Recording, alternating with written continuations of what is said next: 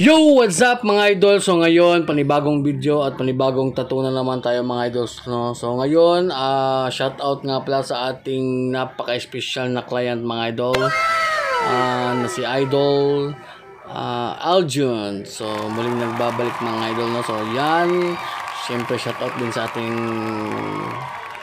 sponsor, Big Waps. Napaka-stick mga idol, napakagandang needles mga idol. So yung design nga pala natin mga idol is request to ng ating client.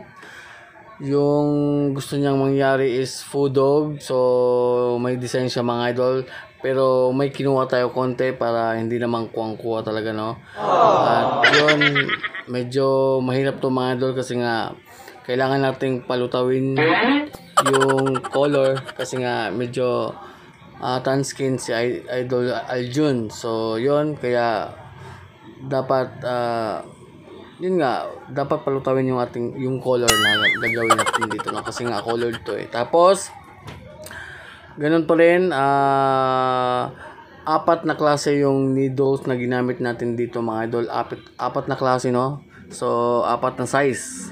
So 5RL, 7RL, 11RM, tsaka 15RM. So yun yung mga needles na ginamit natin dito mga idol, no?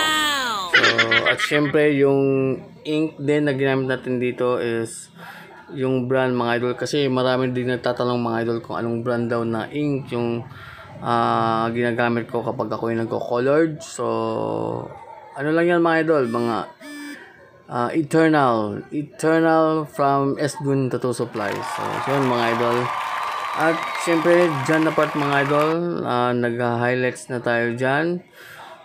Dahan-dahan lang kasi nga medyo masakit na to mga idol, kasi medyo ano na yung design, yung balat niya medyo ano na, maga na, no?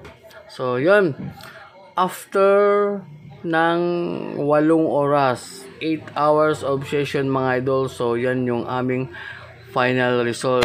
So ganun pa man mga idol, nagawan pa rin natin ng paraan, no, na talagang lumutang yung color niya. So yun, babalik pa yata si Idol kasi nga dadagdagan pa namin yan sa may forearm.